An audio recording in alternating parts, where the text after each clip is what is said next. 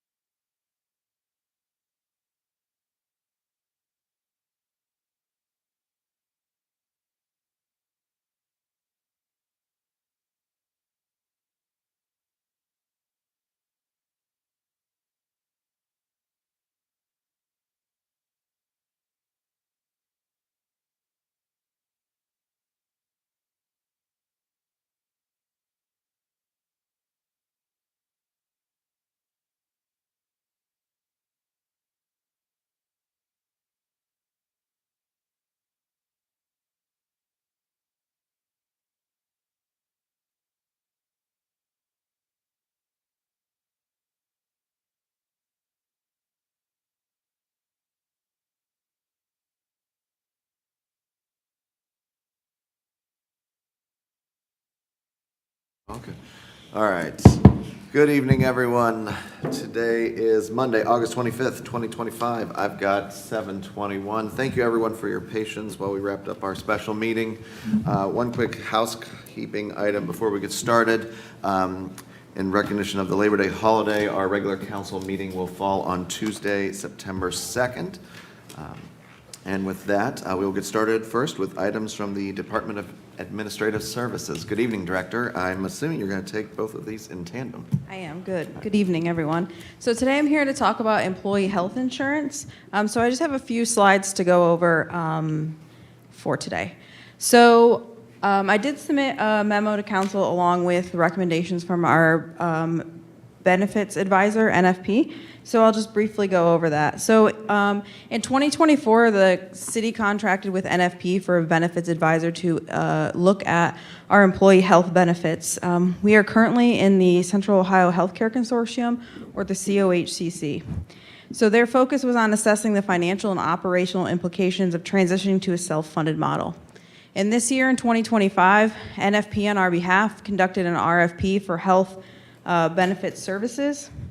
In addition to that, once the results came back, a group of us conducted finalist interviews for pharmacy benefit management, and then in addition, about 25 city employees and our partners from the union conducted finalist demonstrations for a wellness program. The recommendations from our partners at NFP are to exit the COHCC for 1/1/26 and enter a standalone self-funded program. This will provide city employees with an excellent health benefits program while being mindful of taxpayer dollars. It'll allow greater flexibility in vendor selection, transparency in claims management, and we'll have complete governance over our own plan design and funding strategy instead of one vote of 12 in the consortium. As you'll see on the screen and in the report, we're recommending for health insurance to stay with UMR and prescription drug coverage with RX benefits. These are the same providers as the city has through the COHCC, so there'll be zero disruption for employees. In addition, they will be RFPing a stop-loss carrier in August of 2026. I'm sorry, 25, that's a mistake. Thank you, Councilmember Jones, for pointing that out earlier, and then I typed it anyway. So the stop-loss would be for 1/1/26 as well. They're recommending to exit our contract with OSU for urgent care and wellness, and then transition additional programs to, instead of the OSU urgent care, to provide a virtual urgent care through First Stop Health, a wellness program through People EQ through Wellness IQ instead of OSU, and then to move our EAP services to CureLink. In addition, with these recommendations, 2026 premium rates will have a 0% increase for employees. First Stop Health provides a 24/7 virtual urgent care system. The wellness program will be enhanced by using technology from People EQ, including a user-friendly website and mobile app that will assist in fun and engaging program to further enhance our wellness programming and wellness coaching. The transition to CureLink will provide employees with vital tools for their well-being. It will provide employees and their dependents access to 24/7 certified mental health professionals who answer the phone when you call, and a wide range of services, including SupportLink, which is a dedicated and specialized service tailored to first responders. So our first responders would receive a separate phone number from other city employees. Those counselors on the other end of that line have trauma-informed care certifications to answer the needs of first responders. It's probably hard to see on the screen, but in the report attached to the agenda from NFP is a calculation of cost so in this chart, the top chart on the green is the estimated 2026 cost under new vendor arrangements. The orange underneath would be if we stayed in the COHCC, and if you'll remember, we transitioned our ancillary benefits of dental, vision, and life insurance to MetLife last year, and so the orange provides if we would have stayed in the consortium. You'll see that the savings are projected to be approximately $800,000 in the minimum for next year. All appropriations for this program will be included in the 2026 operating budget that will be presented in October. The UMR on the conservative projection from our partners at NFP demonstrates a 4.2 lower spend over the consortium levels currently. Pharmacy is a projected cost savings up to 8.1% below the consortium agreement.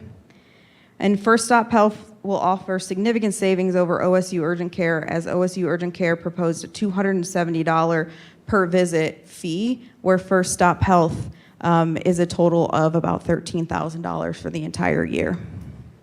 And wellness will have over a $10,000 savings, and again, greater access to engagement tools and management of that program.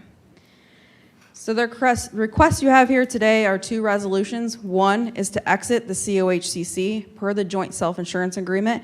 We have to do that by October. The COHCC is participating in rate setting. There's a meeting this week, so the earlier we provide them notice, the earlier they can manage the consortium as needed.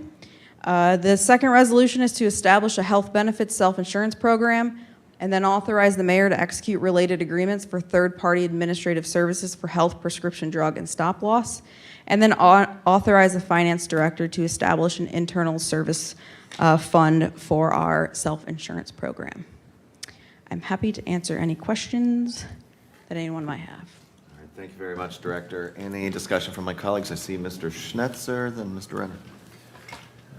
Thank you, Mr. Chair. Thank you, Director. So the savings alone seem like this should essentially be a no-brainer, but I do, just from my own edification, want to understand a little bit about how this proposed program would operate. So the current arrangement that we have, we're one of what, like, is it 5 or 6 municipalities or something like that? 12. 12? 12. Okay, but we're one of like 2 of the largest. We have like a disproportionate share. Okay. And that's been historically disadvantageous for us. Is that correct? That is correct. So for example, the consortium is looking at a minimum 9% increase this year or next year for 26, and we, under our own arrangement, would take a 0% increase in premiums. And that is due to other entities. I guess I want to stick with the old arrangement. The old arrangement is for some, and I remember some conversations about this, where for some reason, because we're such a large contributor or component of that consortium, we bear the brunt of the cost burden. When the city, in the past 3 to 5 years, the city has traditionally performed well on our health insurance, so that would be under the 100%, meaning we pay the premiums, and if the claims come in and they're lower than the premiums we paid that much, that money is going into consortium reserves. That reserve money is then using to pay other claims of other members who are over for the month. All right, perfect. Thank you so much for that. Next question I have is so effectively we would remove ourselves from that consortium, and the pool then becomes just the City of Gahanna employees? That is correct. Okay.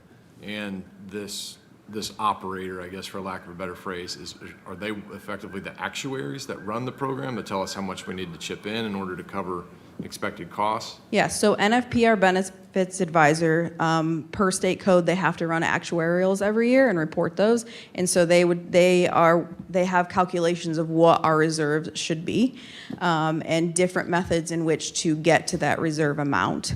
They have 3 different ranges. They recommended the middle range. And so Director Burry, Senior Director Weibensinger, and I are working on what an inclusion may or may not be in the 26 operating fund to start to seed that self-insurance fund. Because the last thing we would want to do is to come back next year, because we can't predict any catastrophic thing that would happen to our employee population, but we would want to make sure that there's enough money in there that employees aren't going to see a 20% hike in 27. So then you beat me to my next question is okay, what are the risks to the self-insurance pool if those actuarial assumptions prove to be, let's say, conservative? Is there any reinsurance that we could layer on, at least in the early years before that?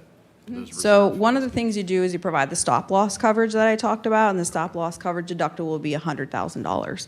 So we would pay for that insurance, and any claim that's over that amount is reimbursed through stop loss. Okay, thank you. Sorry to get down in the weeds. That's okay. Just curious. I saw Mr. Renner next. Yeah, thank you, Director. So this is probably small in comparison to the large concepts that my colleague was actually asking you, but I'm trying to understand the virtualness of the care. So removing OSU for a savings of $9,000, everything is now going to be virtual? No, just so right now the city pays about $200,000 a year to OSU Urgent Care for services. So any member, any employee and their dependents who are on our health insurance program can go there and receive certain services free of charge because the city pays a monthly fee for that. So the First Stop Health, the city would fund 100% as well. So if you have whatever you go to urgent care for, it's a virtual appointment. And then if you need labs drawn, they send those out. That's all covered under the $13,000 a year. However, if I don't want to use the virtual one and I go to whatever other urgent care facility, that will run through our medical claims through UMR. So one of the reasons the city would invest the $13,000 in a virtual urgent care is because those dollars aren't going to hit the plan and hit the claims, which keeps our claims lower. So our goal would be to get employees to use the virtual urgent care instead of going to an urgent care that's going to run through our medical claims. And that contract they're so confident in their program that if our utilization rates don't hit certain milestones, they actually pay the city back at the end of the year. So that's a way to defray cost from the plan to keep claims low. And so on the other side of it, you're increasing the wellness then, and the programs that you're promoting, better health, better behaviors towards health, and all that kind of stuff? Yes, so we don't have an app or website now through OSU who provides that service. People EQ has a full app that's based on like a lot of gaming that you see out in apps these days. So the more you log in, the more points you earn. So they have like anywhere from 30-second to half-an-hour videos on a wide range of different wellness programs. Also included in that fee is they'll do a strategy with us once a year. So they'll look at the biometric data that comes in from our employees and recommend targeted well-being programs for our employee population. Interesting. Okay, thank you. Mm-hmm. Mrs. McGregor. Okay, so urgent care, I understand some of the things for urgent care, but say I go in and I need an x-ray or I need blood draws, where do they go for that? So if they use the First Stop Health program has partners who would do that. They would go do that through whatever the partner is through First Stop Health, and then that doctor from First Stop Health would call them back. Or the employee can choose to go to an urgent care or an ER at their choosing. Okay. It's not a requirement to use it. It's an added benefit for employees, and most employees, we're on a high deductible plan, so you'll see like early in the year people haven't hit their deductible, so they're going to use a free option, hopefully, rather than going to an ER or an urgent care they're paying out of pocket for. So it helps the employee be more of a consumer of health insurance than just because it's dollars out of their pocket that they're going to have to pay if they don't use First Stop Health and they go to an urgent care, which they can. I guess I was just thinking like, our employees live all over the place and where are the partners convenient to where? They are. HR Manager Nolan and I looked at where their partners are, and they're all throughout the outer belt of Columbus.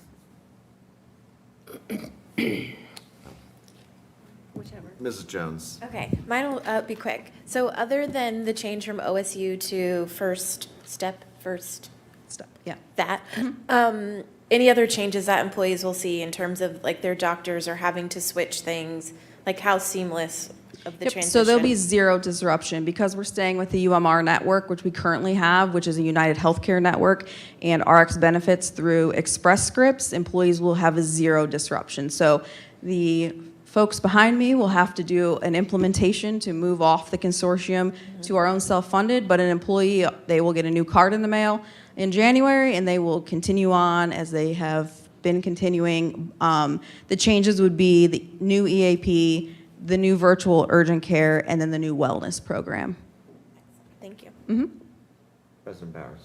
Yeah, just to piggyback on that, the HSA remains in place and the contributions remain the same for now. That is correct. That is what we're currently budgeting. Perfect, thank you. So I guess brass taxes, I'm not hearing any decrease in benefits for our staff. That is correct. It'd be increased benefits at a lower cost. Well, sounds like a win-win to me. Any other discussion on this, on these two items, I should say?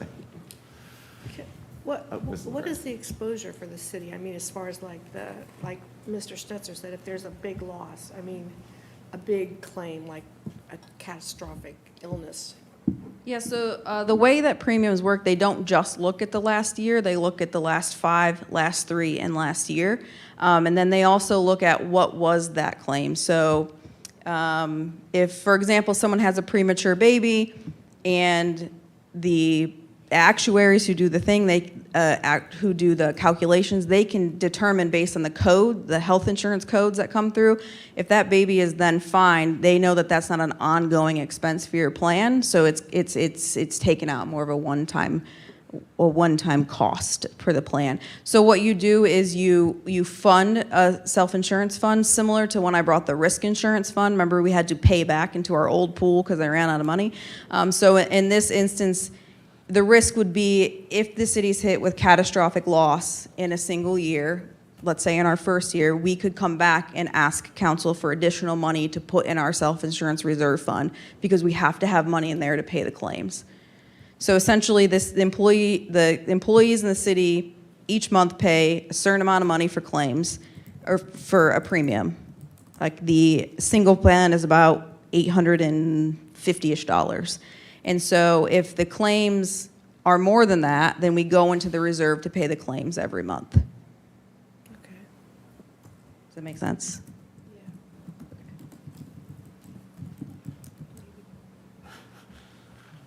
Thank you, Mrs. McGregor. Any other discussion on these items? Seeing none, we will put these on, since the resolution's on for the second. Any preference on consent or regular? Consent, all right. Thank you very much, Director. Moving on, we've got items from the Senior Director of Operations, but I see Senior Deputy Director Wymansinger. Yes, thank you. I'm going to be presenting for operations this evening. Okay. Well, good evening, Council. The resolution before you authorizes the mayor to enter into an electric supply agreement for city facilities. This does include our 67 electric utility accounts. Those accounts are for our municipal buildings, park facilities, street lights, lift stations, and other citywide operations. As you may recall, the May 12th agenda, Senior Director Schultz and I were up here, and we had a discussion item about these citywide accounts. This is a subsequent action based upon those conversations we had.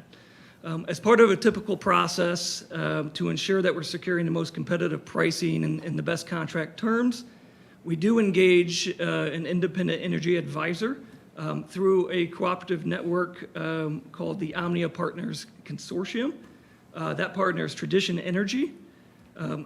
We have worked with Tradition Energy in the past as well, so they are familiar with some of the needs of Gahanna.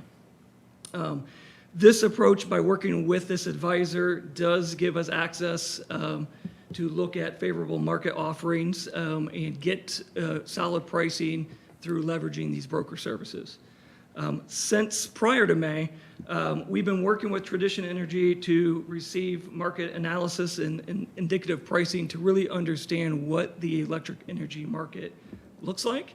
There have been some variables that have occurred throughout the marketplace, and so what we've been monitoring is what impact on things like the tariffs.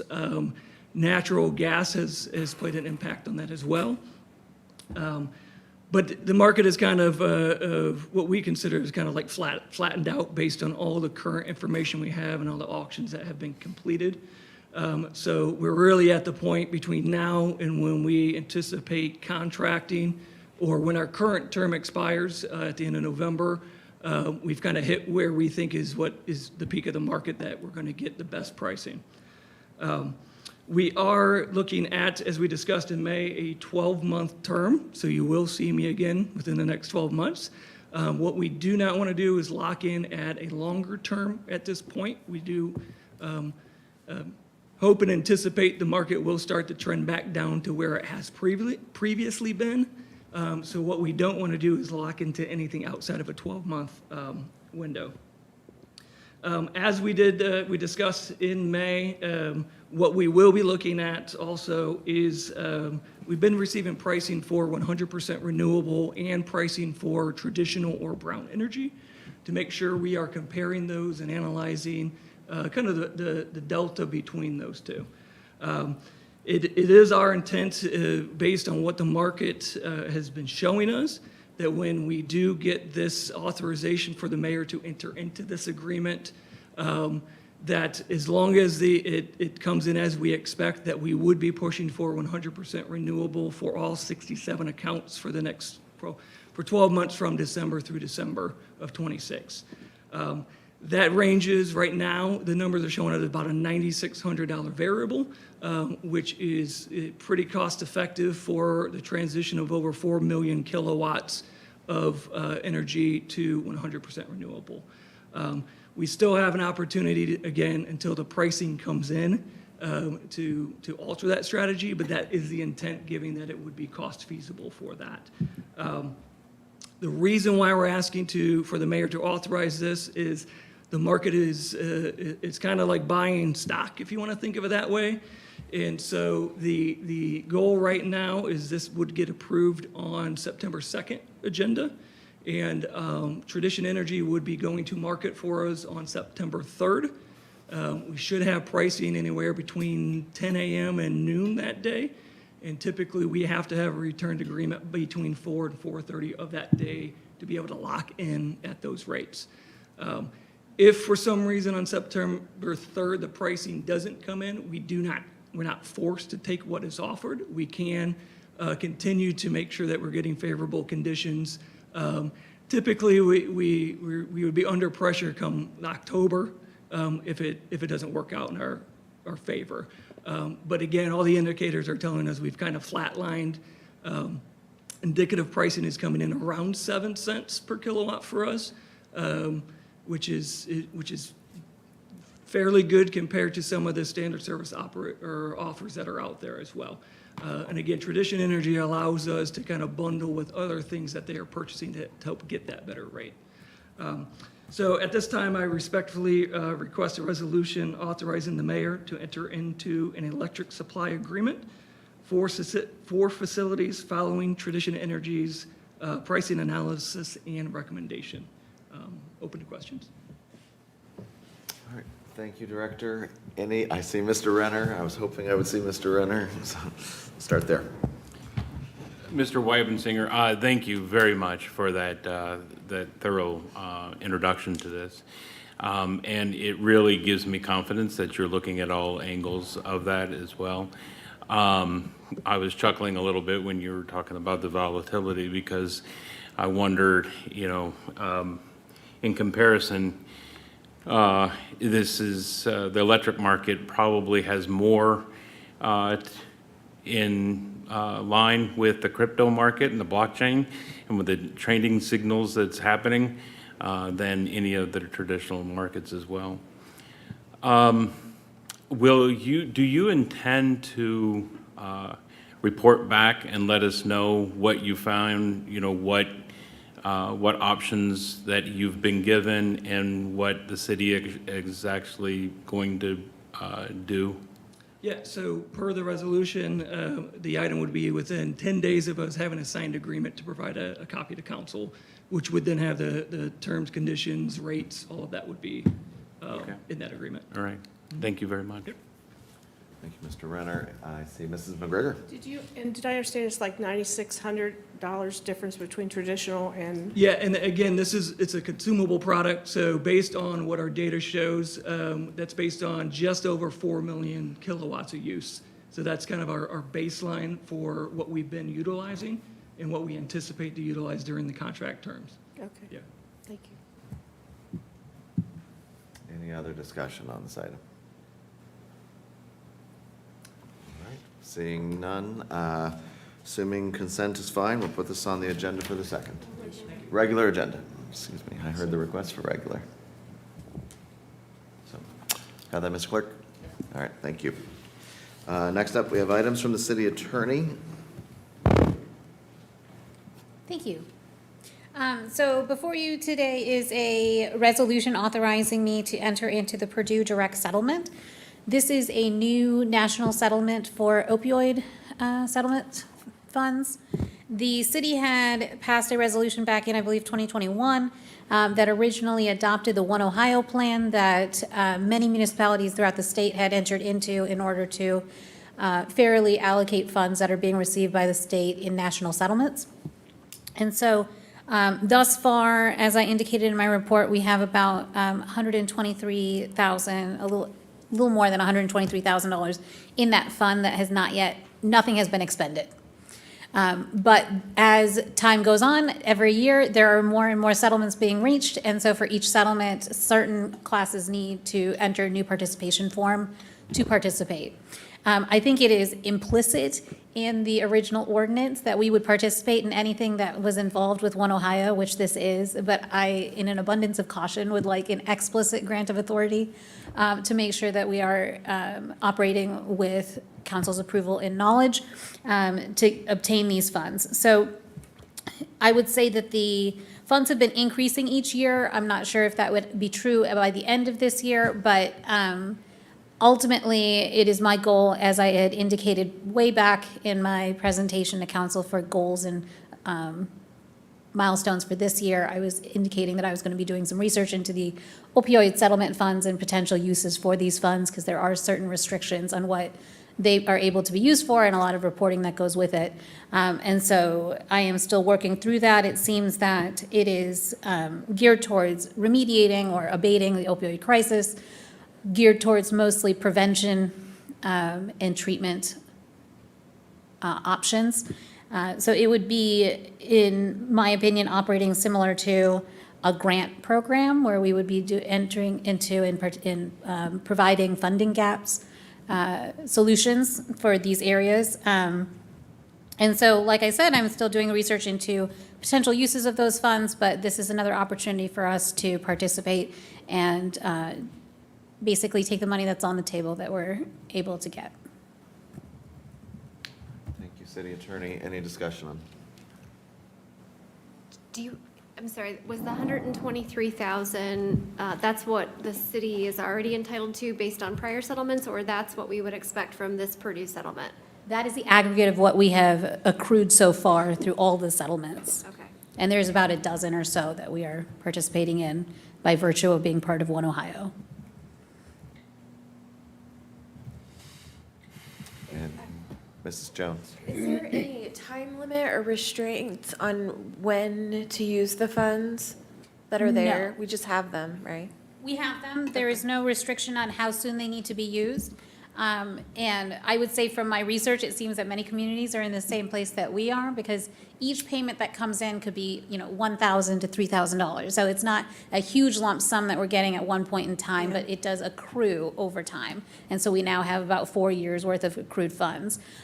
So there's no time limit on using it, but there is strict time limits on reporting and monitoring the funds that are used once they are.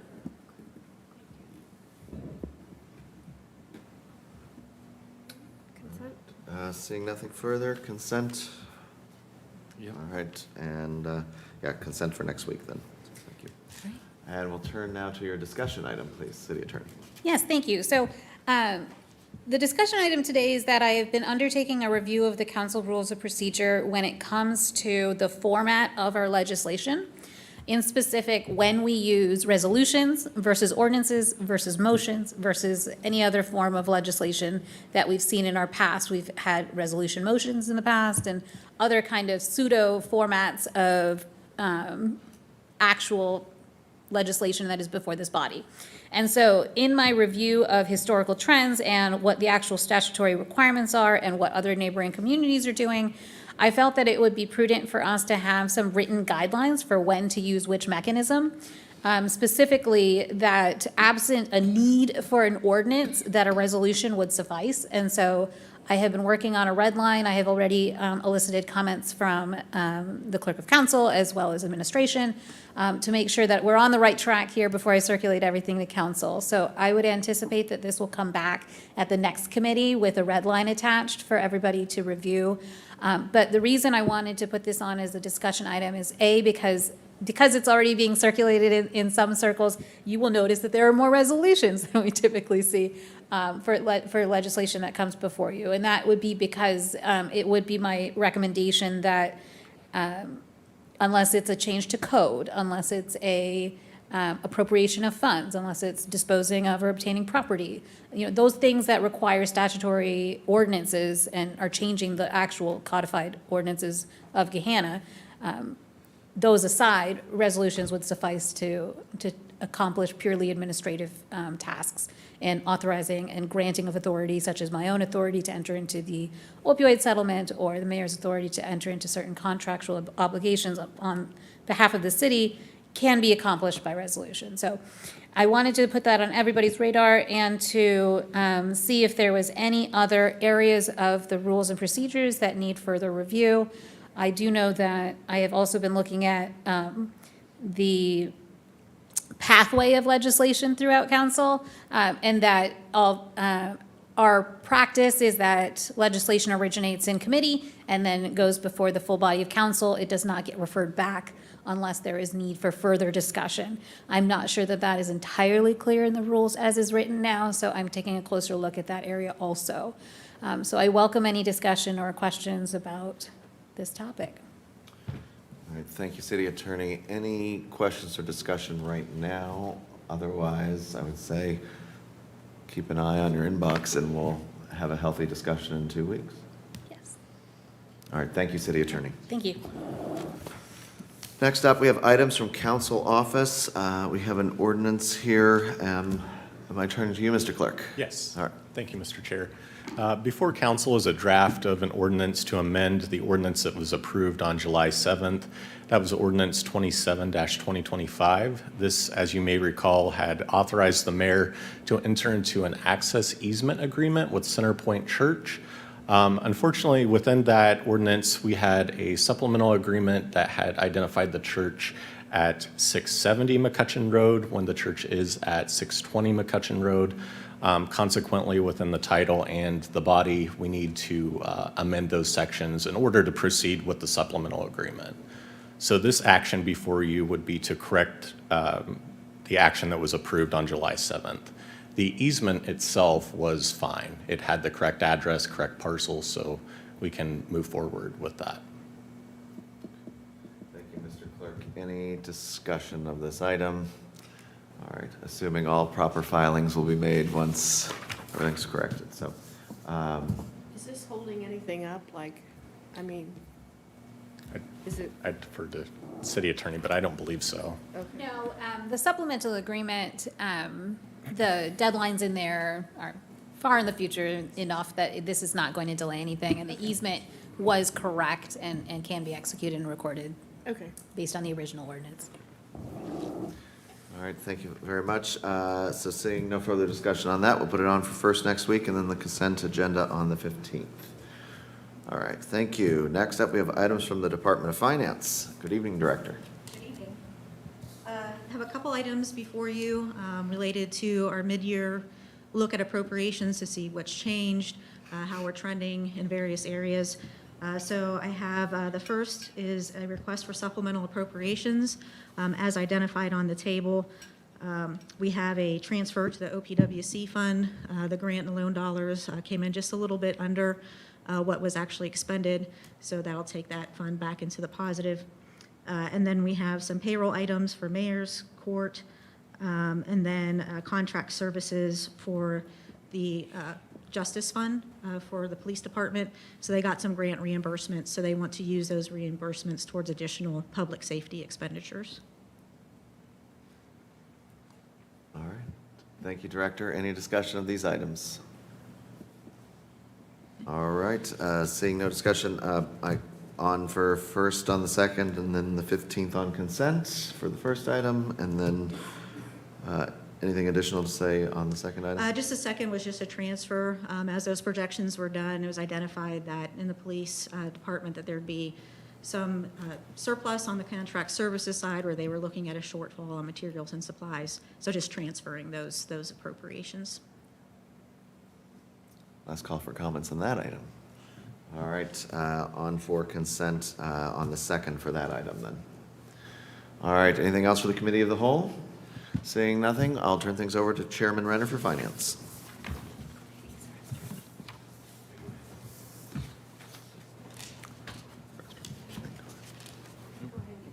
Okay. John, just signal when you're ready.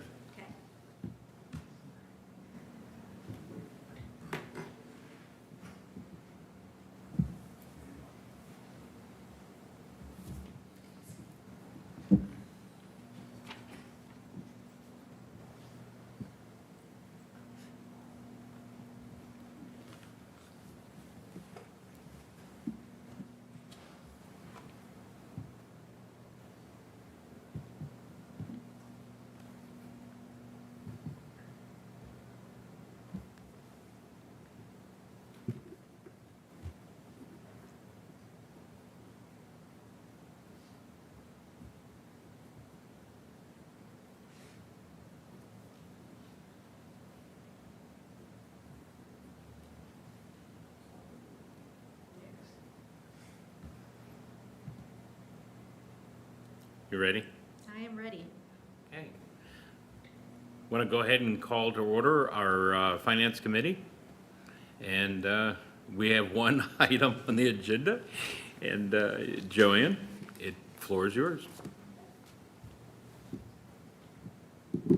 So same as previous quarters, we're just going to go through the quarter two results for the financials, looking at general fund and all those funds that receive income tax dollars.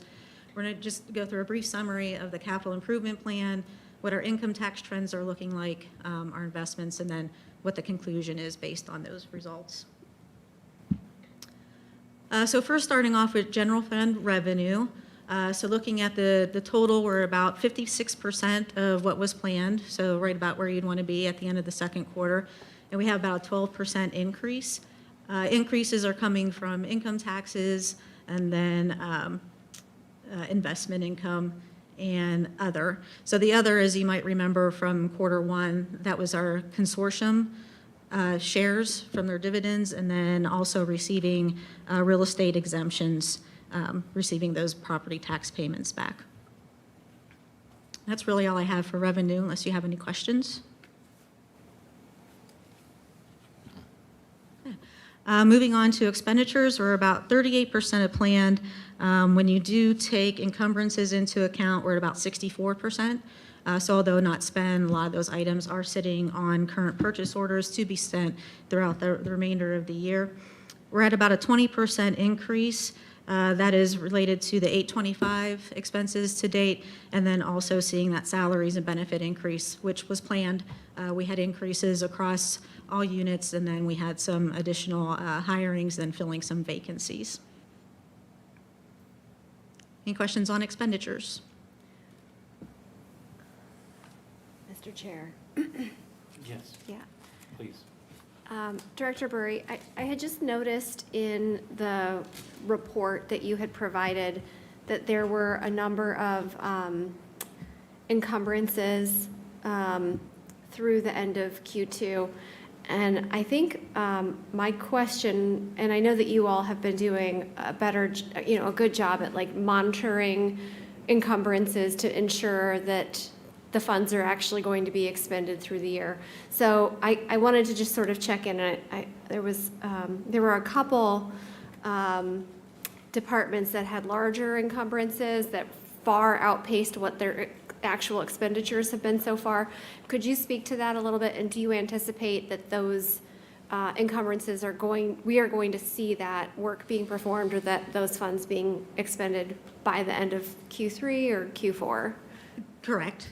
So basically, under our new procurement policy, a purchase order cannot be opened unless they adhere to the procurement policy, which basically means they have to have quotes in place if it's over $10,000, or it has to go through the bid process depending on the price tag. And then we also have the professional services that require the RFP process. So before a purchase order can be opened, they have to show that they've done the legwork, they've gotten the quotes, and it is anticipated that they're going to spend those funds before the end of the year. Okay.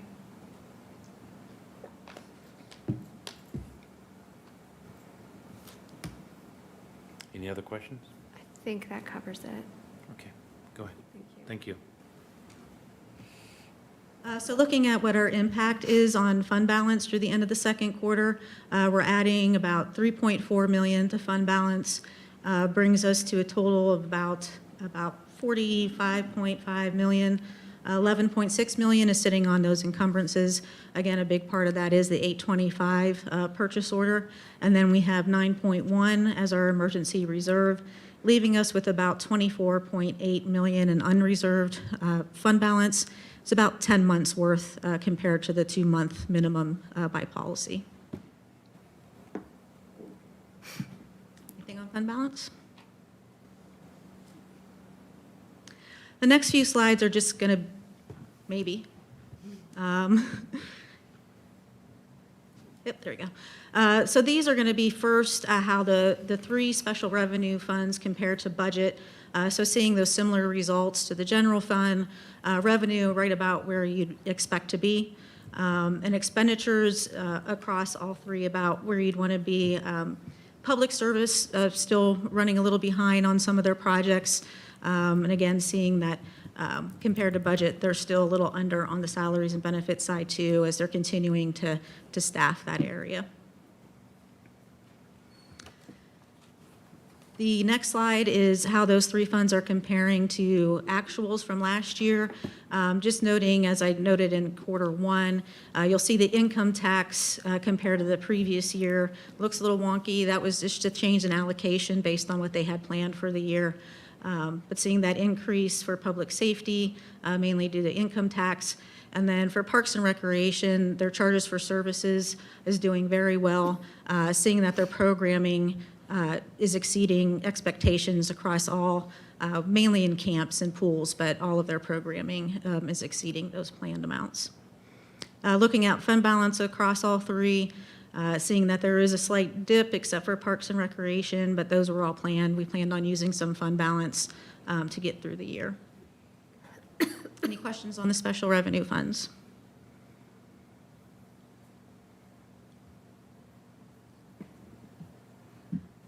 So now looking at capital, we are about 35%, but again, a lot of these are multi-year projects or projects that, we just kind of started as we went into the end of the first quarter, going into the second quarter.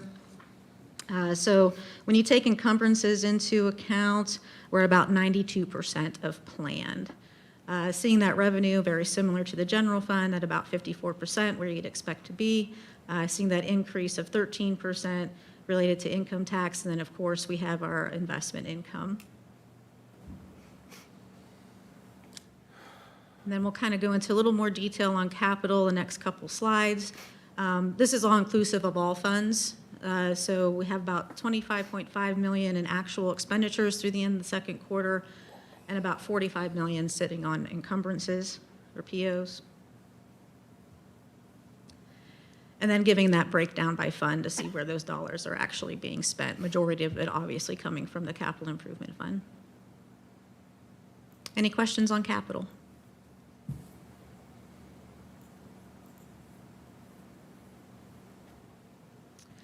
Okay, so looking at our income tax trend, we're about 10% increase over 2024. That withholding about where we expect it to be with the growth that we have in the area. Looking at individual and net profit, as I mentioned during my first quarter, seeing some increases there across the board. For the individual, we're going to keep monitoring that to see, is it an anomaly? Is it something that we're expecting to continue? There are some new large earners that popped up on the report. For net profits, we're just seeing that across all businesses, seeing increases, but that could be quite a few things, how they're running their business, if they had net operating losses that rolled off, or a combination of those things. So net profit's a little bit harder to judge, but right now what we're seeing is everybody's trending kind of high in that area. Mr. Chair, Mr. Weaver. if I may. Thank you, Director. Thank you, Chair. Since we're on the topic of income tax, a number of letters went out from Rita for those who were delinquent in filing. Assuming we have not seen anything reflected in this report yet for any funds that were back owed coming in. No. That would be in the next quarterly report, I'm assuming. Are we any Not expectations? necessarily. or- So we are a mandatory filing community. It doesn't necessarily mean they have a tax obligation. A lot of those individuals, they may have an offset with 100% credit, or they may have just retirement income, and for whatever reason, they just didn't file. There's a misconception that if you don't owe anything, you're not required to file, but we are mandatory filing, and we'll do a lot better job communicating that out as we go into tax season next year. So do we have any sort of expectation in terms of funds that the city is owed? At this point, I do not, but I could reach out to Rita for the next quarter report and see, did the non-filing generate any additional revenue? Or was the majority of it just, they didn't file because they didn't have an obligation, or because they were just retirement income and didn't realize that they had to tell Rita, I only have retirement income now, take me off your active rolls. So I could reach back out and see what kind of stats they could provide. That'd be great. I'd appreciate that follow-up, and then I appreciate what you said about ensuring that we're being overly communicative with our residents. And thank you very much. You're welcome. Oh, I'm sorry. On the Rita thing, one of the questions was, if somebody moves into the community, and they don't work here, how do they know they have to file? And if they say they live in an apartment so they don't get a water bill, how do they know they have to file? So it is on our website under taxes, and we have links to the Rita website where they could look up that information. I don't know, I'm not familiar with the welcome. I was just going to say, so one of the projects in development right now is the new resident packets, where we're going to partner with the realtors within the area. So when they sell a home, now, it will, information on what to know about Gahanna and having a piece in there about that is something that we're working on. I believe you've been working with the communications department on what that language looks like. And then with regard to the multifamily units that we have here, most likely, I think the best way for us to communicate that is to send it to the property management companies for those areas, and then as they transition new tenants into those locations, they can then send, here you go, here's a packet. It's too bad, I mean, when we used to have a newspaper, they could put that out and people would read it and see it, but now, I mean, other than uniquely Gahanna or the insert in the water bill, I mean, and if they're not paying their water, an apartment person is not paying their water, they wouldn't see that, so. Okay, I was just wondering, thank you, and that's good to know they're working on that.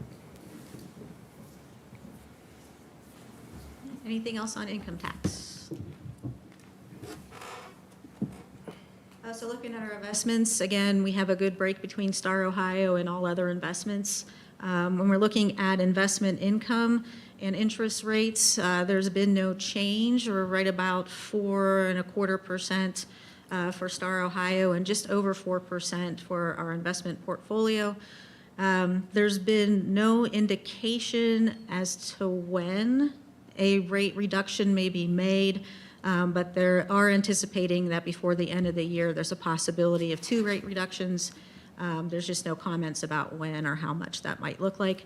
So for right now, we're predicting that our investment income will meet our projected amount that we have in there.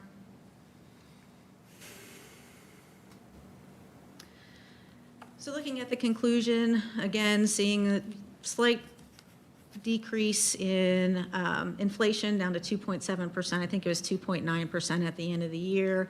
Again, talking about that rate reduction, might have 2 before the end of the year. Still might be some fallout from federal policy. Not sure what that trickle down is going to be at this point. The state biennium budget was passed, and the controversial items with property taxes were vetoed. Property tax is still a hot topic, so there might still be some reform, some things that come out of the pike in later years. We'll probably see a slight increase in local government funding, similar to what we saw this year, a little under 50,000. They are pushing a small percentage back to general revenues to increase those, as well as for public libraries. We have our Gahanna, so tomorrow, hopefully at Creekside, everybody's there for the big reveal. It'll be very exciting to see what our direction's going to be over the next few years. And then at this time, we're just anticipating continued growth in the area. Any questions? Comments? Okay, Joanne, thank you very much. you're welcome. Anything from my colleagues for the good of the order? Okay, this meeting is adjourned. Thank you.